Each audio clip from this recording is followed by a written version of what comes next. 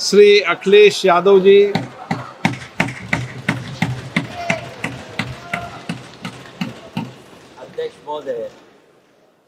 अध्यक्ष महोदय, मैं आपका धन्यवाद देना चाहता हूं कि इस महत्वपूर्ण विषय पे मुझे बोलने का मौका दे रहे हैं। मैं अपने साथी माननीय सदस्य गौरव गोगोई जी के से सहमत हूं। बहुत सारे महत्वपूर्ण उन्होंने बिंदु उठाए और अध्यक्ष महोदय,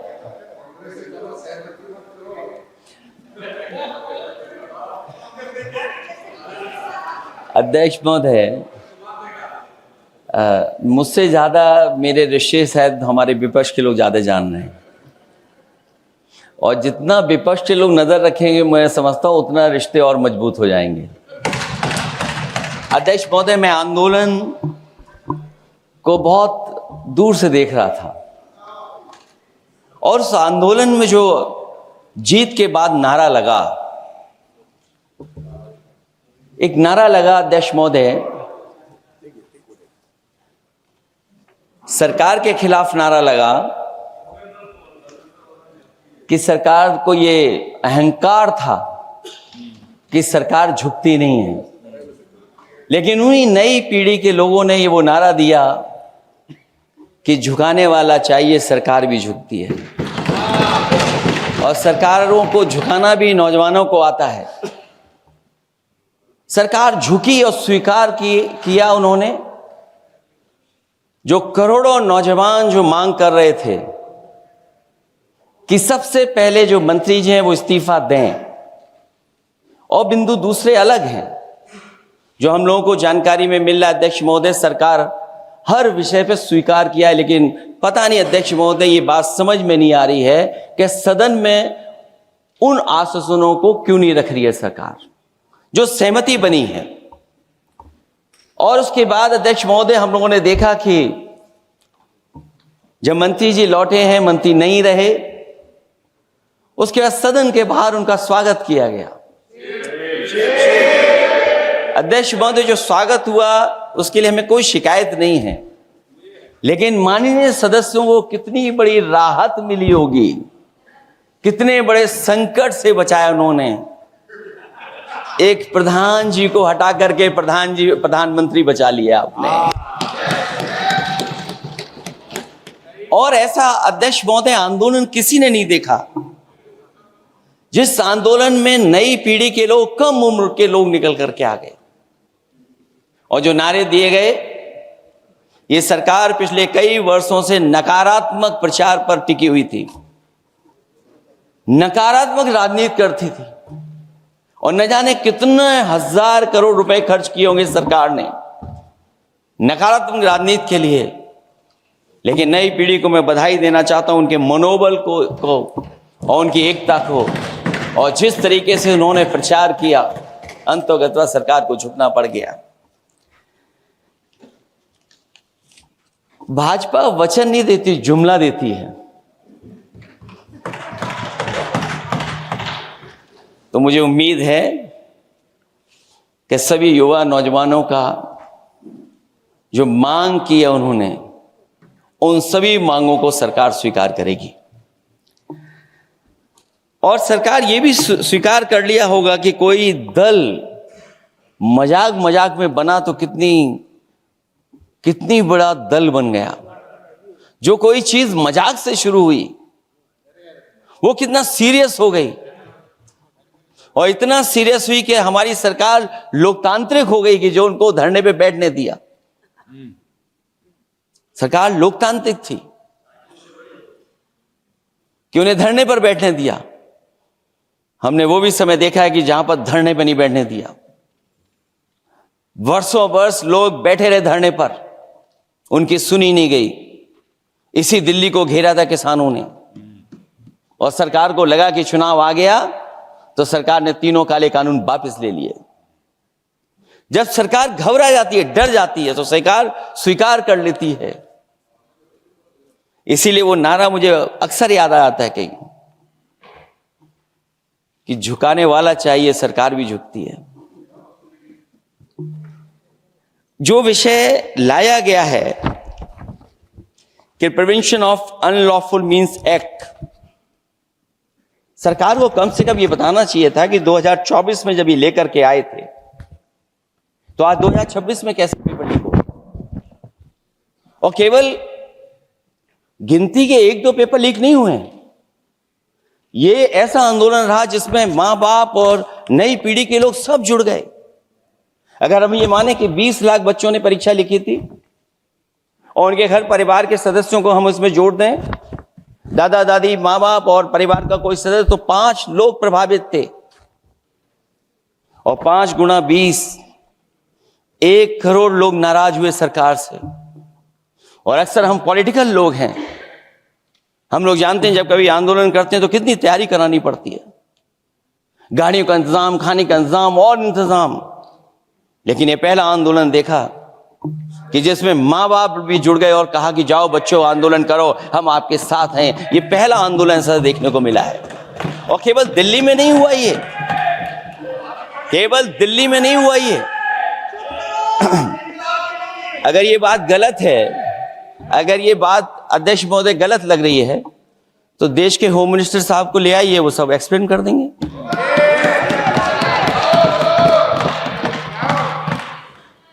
पहला आंदोलन जिसमें मां बाप ने साथ दिया, क्योंकि परीक्षा से कितना दुखी हैं लोग। ये जो परीक्षाएं लीक हुई हैं, कई महीनों पहले ये किताब बना दी थी। और अध्यक्ष महोदय, जो लोग चढ़ावा चोरी नहीं बचा पाए,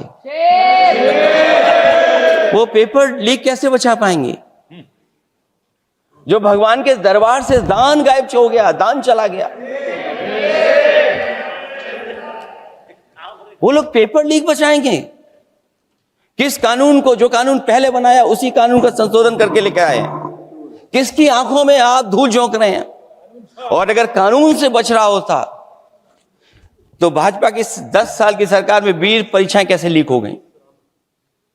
20 परीक्षाएं लीक हुई अध्यक्ष महोदय, जिसमें कोर्ट तक जाना पड़ा, उसके बाद परीक्षा रद्द हुई है।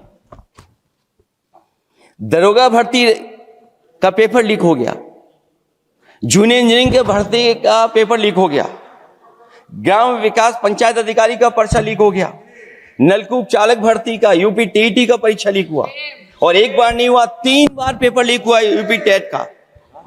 हाई स्कूल बोर्ड का परीक्षा लीक कर दिया, इंटरमीडिएट की बोर्ड की परीक्षा लीक हुई, इंटरमीडिएट का फिर परीक्षा का लीक हुआ, कई बार हुई। सिपाही भर्ती लीक हुई। आप सोचिए कितनी परीक्षाएं लीक हुई हैं। और नीट परीक्षा कोई पहली बार लीक नहीं हुई, दोबारा लीक हो गई, कानून बनने के बाद लीक हुई। सहायक प्रोफेसर भर्ती लीक है, लेखपाल भर्ती लीक हुई। यूपी जैसे स्टेट, जो सबसे बड़ा स्टेट है, जहां से प्रधानमंत्री चुन करके आते हो, वहां तक पेपर लीक हो जा रहा है। और जो संस्था परीक्षा एग्जामिनेशन करा रही है, वो एनटीए में भी आउटसोर्स कर दिया आपने। हम विपक्ष के लोगों को तो डर ये लगता है अध्यक्ष महोदय, कहीं ऐसा ना हो कि ये पूरी सरकार को आउटसोर्स कर दें। आउटसोर्स सरकार है, जो सबसे विश्वसनीय संस्था है, उसमें आउटसोर्स पे आपने कर्मचारियों को रखा हुआ है। किस बात की जवाबदेही है? यही अकाउंटेबिलिटी है आपकी? कहीं अकाउंटेबिलिटी ये तो नहीं है? आप अकाउंटेबिलिटी को ये न कहीं समझ बैठे हो कि अकाउंट को भर दे वो एबिलिटी वाला ही हमें चाहिए? कहीं वो अकाउंटेबिलिटी तो नहीं है? आप बताइए, एनटीए को आउटसोर्स किया हुआ है आपने। जिस संस्था की जिम्मेदारी है महत्वपूर्ण परीक्षा कराने की, उसमें सब आउटसोर्स। और ये सच कहा कि कांग्रेस पार्टी के हमारे सदस्य ने मांग की है कि वो हम लोगों को पता होना चाहिए आखिरकार कौन लोग थे जो आउटसोर्स होकर के बैठ करके परीक्षा में इस तरह की घोटाला कर रहे थे। आखिरकार जवाबदेही क्या है, किसकी थी? और फिर केवल नीट की परीक्षा की बात करें और परीक्षाओं की बात करें, अगर हम अध्यक्ष महोदय, जब से सरकार बनी है तब से सरकार की कोशिश रही है कि शिक्षा, परीक्षा और यूनिवर्सिटी का ताना बाना पूरा ध्वस्त हो जाए, उसको एक रंगी बना दें हम, उसमें अंडरग्राउंड अनरजिस्टर्ड लोग शामिल हो जाएं। ये पिछले जब से भारतीय जनता पार्टी की सरकार आई है तब से हो रहा है। और फिर शुरुआत कहां से होती है? क्योंकि आप नहीं चाहते कि देश के गरीब लोग पढ़े लिखें, आगे बढ़ें। सरकार ने सबसे पहले हमला किया प्राइमरी स्कूल पर, और प्राइमरी स्कूल कितने बंद किए हैं आपने? जहां से बच्चे की शिक्षा की यात्रा शुरू होती है। एक गरीब परिवार का बेटा, बच्चे कहां से पढ़ करके निकलते हैं? सबसे पहले प्राथमिक शिक्षा सरकारी स्कूलों से पढ़ करके निकलते हैं। हमारे बहुत सारे माननीय सदस्य होंगे, वो उन्हीं प्राथमिक विद्यालयों से पढ़ करके आज इस सदन तक पहुंचे होंगे। आपने सबसे पहले स्कूलों पे हमला किया, और प्राइमरी से लेकर के नौकरी तक पे आपने हमला किया है। युवाओं के भविष्य पर आपने चोट पहुंचाने का काम किया है। और जो प्राइमरी स्कूल जो आपने बंद किए हैं, वो इसीलिए बंद किए हैं आपने कि पिछड़े, दलित और गरीब के वर्ग के परिवारों के बच्चे पढ़ लिख न जाएं। क्योंकि आज भी अगर हम देखते हैं प्राइमरी स्कूल में कौन पढ़ने जा रहा है? सबसे समाज के गरीब परिवार के बच्चे पढ़ करने जा रहे हैं। सबसे पहला हमला आपने वही किया, और इसीलिए किया क्योंकि नींव पर ही अगर हमला होगा तो ये आगे नहीं बढ़ पाएंगे। जो आंकड़े सरकार के बताए गए हैं, 1 लाख से ज्यादा सरकारी प्राइमरी स्कूल बंद कर दिए सरकार ने।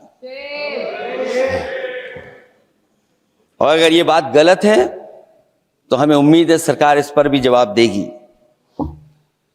और अगर हम आंकड़े निकालें तो जो आंकड़े दिखाई दे रहे हैं, यूपी में सबसे ज्यादा प्राइमरी स्कूल बंद हुए हैं। और ये सरकार के आंकड़े हैं कि 7 लाख से ऊपर विद्यालय थे जो अब 6 लाख रह गए हैं। और यूपी में तो सबसे ज्यादा बंद हुए हैं। उत्तर प्रदेश में 26,386 सरकारी प्राइमरी स्कूल बंद कर दिए सरकार ने। और केवल प्राइमरी स्कूल बंद नहीं किए हैं, नौकरी पे भी हमला किया है। 69,000 शिक्षक भर्ती को लेकर के बड़े पैमाने पर घोटाला किया गया। और घोटाला इतना बड़ा है कि वो सभी कोर्टों में गए हैं और पिछले कई वर्षों से आंदोलन कर रहे हैं। कोई स्थान नहीं बचा अध्यक्ष महोदय जहां पर वो शिक्षक भर्ती के लोग न गए हों। मंत्रियों के यहाँ गए हैं, आंदोलन किया है, हाई कोर्ट गए, सुप्रीम कोर्ट गए हैं। लेकिन देखिए सरकार भी कमाल की है कि सरकार उनको नौकरी नहीं देना चाहती। और इसलिए नौकरी नहीं देना चाहती है क्योंकि उन्होंने भर्ती गलत की है, और भर्ती में जिन लोगों का अधिकार छीना है वो सबसे ज्यादा पिछड़े और दलित परिवार के बेटे, जिनका अधिकार इस सरकार ने छीना है। और ये अगर बात नहीं ठीक है तो हमें उम्मीद है कि सरकार इसका भी जवाब देगी। माध्यमिक स्कूलों को भी बंद किया जा रहा है, और बड़े पैमाने पे स्कूल बंद हुए हैं। और जो बोर्ड की परीक्षाएं लीक हुई हैं, पूरे देश में बड़े पैमाने पर बोर्ड परीक्षाओं के पेपर लीक किए गए हैं। अध्यक्ष महोदय, हम जानना चाहते हैं कि आखिरकार 10वीं और 12वीं के पेपर लीक क्यों हो रहे हैं? 10वीं और 12वीं के पेपर लीक क्यों हो रहे हैं? इसके लिए अगर कोई सरकार के पास जवाब हो तो बताएं।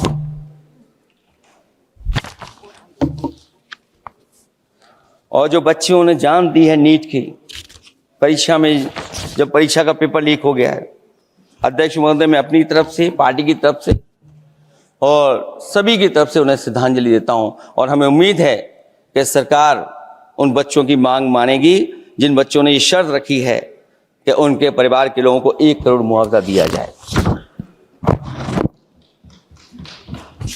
जब उच्च शिक्षा में जिस तरीके से भर्ती हो रही है, अध्यक्ष महोदय, जो उच्च शिक्षा की भर्ती है उसमें जो अपॉइंटमेंट हो रहे हैं उनके बारे में तो क्या चर्चा करें कि जब संस्था पे सबसे ऊपर बैठा व्यक्ति ही अन्याय करेगा तो पूरी संस्था में अन्याय होगा। जब से ये सरकार आई है, जो बड़ी बड़ी संस्थाएं हैं उन सब संस्थाओं में एक रंगी लोगों को बैठा करके उन संस्थाओं को ध्वस्त करने का काम कर रहे हैं, और न केवल उन संस्थाओं को खराब कर रहे हैं बल्कि अध्यक्ष महोदय, उत्तर प्रदेश में एक स्वतंत्र सेनानी, उनके नाम पर यूनिवर्सिटी बनी, मौलाना जौहर यूनिवर्सिटी। यूनिवर्सिटी बनकर के तैयार हो गई। इन्होंने कोई सरकारी यूनिवर्सिटी नहीं बनाई, और अगर कोई प्राइवेट यूनिवर्सिटी बन भी गई है तो उसको भी हथौड़ा लेकर के तोड़ने की तैयारी कर रहे हैं ये लोग। ये नफरत की राजनीति कहां लेकर के पहुंचा देगी। और जब से बीजेपी की सरकार आई है तब से नफरत की राजनीति और दूसरे लोगों के साथ किस तरह का व्यवहार हो रहा है, उन्हें कहीं भी न्याय तक नहीं दिला पाई सरकार। और जब नौकरी की बात आ जाए तो अध्यक्ष महोदय, अग्निवीर भर्ती में भी जो हर साल में कितनी भर्ती होती थी, कभी 80,000 भर्ती हुआ करती थी, अब भर्ती केवल 10,000 हो पा रही है। आखिरकार अध्यक्ष महोदय, सरकार नौजवानों की पढ़ाई और नौकरी पे हमला क्यों कर रही है, और नौकरी पे हमला क्यों हो रहा है? जब आप ये कहते हैं कि हमारे नौजवान हमारी डेमोग्राफिक डिविडेंड बन करके आए हैं, कहीं यही नौजवान हमारी आपदा न बन जाए, इसके बारे में भी सरकार को सोचना चाहिए। और मैं ये जरूर कहना चाहता हूं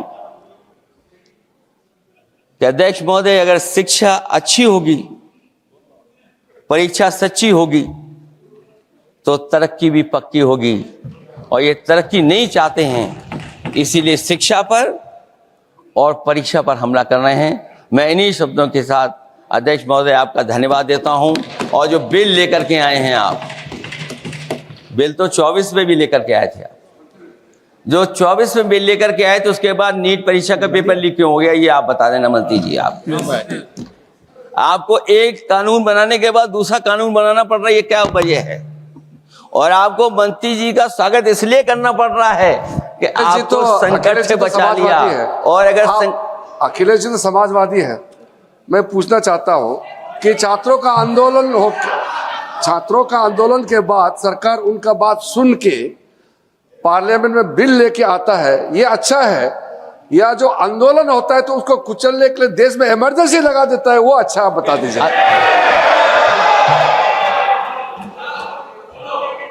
अध्यक्ष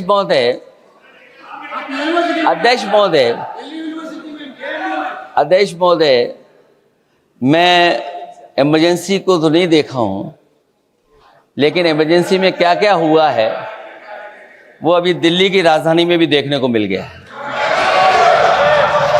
आंसू के गैस के गोले और लकड़ी में लगा हुआ कुछ कील का और कांटे की चीजें, उस समय करंट नहीं लगाया जाता था, इस बार करंट लगाया गया। तो ये इमरजेंसी के बराबर ही हुआ है हमला, कम नहीं है। इमरजेंसी से कम अन्याय नहीं कर रहे हैं आप लोग। और याद करिए अध्यक्ष महोदय, अगर इमरजेंसी इन्हें याद आ गई है, अगर इमरजेंसी अध्यक्ष महोदय इन्हें याद आ गई है, तो इमरजेंसी के बाद भी परिवर्तन हुआ था, और हमें भरोसा है कि इसके बाद भी परिवर्तन होगा। और अध्यक्ष महोदय, मैं आखिरी में कहना चाहता हूं, कानून से नहीं, नियत साफ होगी तब नीट का परीक्षा साफ होगी। सवाल कानून का नहीं है, आपकी नियत साफ नहीं है। और जिस समय आपकी नियत साफ होगी तो परीक्षा भी साफ हो जाएगी। और हमारे साथी जो कुछ और बातें उठा रहे हैं, आज मौका नहीं है, लेकिन आपको भगवान भी माफ नहीं करेंगे, क्योंकि आप चढ़ावा चोरी में शामिल हुए हैं। और चढ़ावा ही नहीं, जो गुप्त दान था वो भी चोरी हुआ है, गुप्त दान। और ये पाप की श्रेणी में नहीं आता है, महापाप की श्रेणी में आता है।